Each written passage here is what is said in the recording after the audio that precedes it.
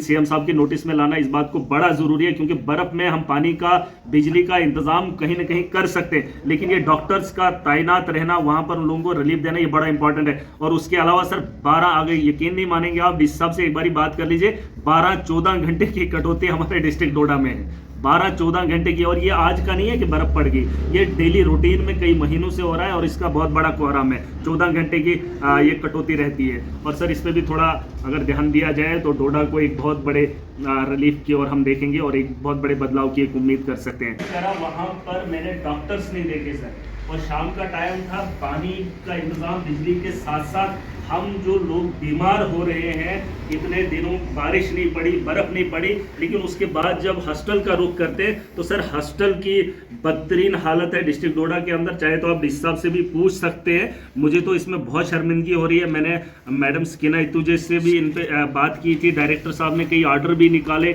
उनको फॉलो नहीं किया जा रहा है, उसमें वर्कआउट नहीं किया जा रहा है। हेल्थ के निज़ाम में सर यहाँ पर बहुत कमी देखने को मिल रही है। और मैं आपके नोटिस में लाना चाहूँगा, कल का जो विजिट हुआ और शाम के टाइम जहाँ लोगों की भीड़ थी, लोग दूर दराज इलाकों से आते थे, वहाँ पर उनका वो ना रहना, सर ये एक बहुत बड़ा सवालिया निशान रहता है। और मैं इस हिसाब से भी उम्मीद करूंगा इस पे काम किया जाए। मैंने चिट्ठी भी लिखी है और सर की नोटिस में शायद पहले भी लाया। और सर दूसरी बात, एम्बुलेंस यहाँ हमारी एक जगह गई थी, तो 4x4 का रहना यहाँ हमारे हिली एरियाज़ में, क्योंकि आप कश्मीर देखेंगे तो मैदानी इलाका है, गुलमर्ग या दूसरी जगह होगी तो वहाँ थोड़ा हिली एरिया, उससे ज़्यादा हिली एरिया हमारा डिस्ट्रिक्ट है। और यहाँ पर इन हालात में अगर बर्फ़ ज़्यादा गिरी, चलो ये तो अच्छी बात होगी बर्फ़ गिरे, लेकिन जो हमारे रास्ते हैं वो क्लियर हों और उसके बाद जो रास्तों पे गाड़ी चले उसमें 4x4 एम्बुलेंस का होना बड़ा इंपॉर्टेंट है सर। इस पे भी थोड़ा नज़र रखी जाए, क्योंकि कल हमारी एक एम्बुलेंस गई थी, लेकिन वो बीमार को ना ला पाई, खुद ही जो है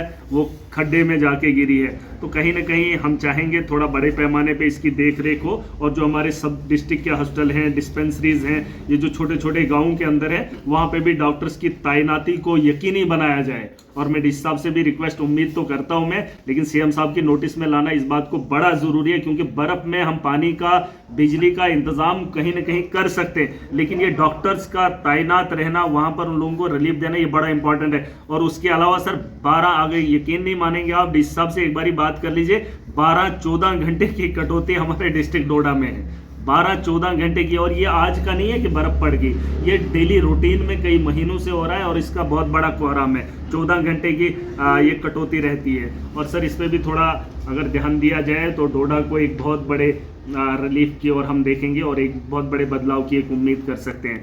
बाकी आप सबको मुबारक सर, आप लोगों से मौका मिला, ये तो हमारी खुशकिस्मती है कि आप लोगों से रूबरू बात कर रहे हैं, और पूरे जम्मू कश्मीर का डिस्ट्रिक्ट एडमिनिस्ट्रेशन है और आप भी इसका एक हमारे सरबराह हैं, तो मुझे उम्मीद है इन पे काम किया जाए। Thank you sir. शुक्रिया। Okay, thank you.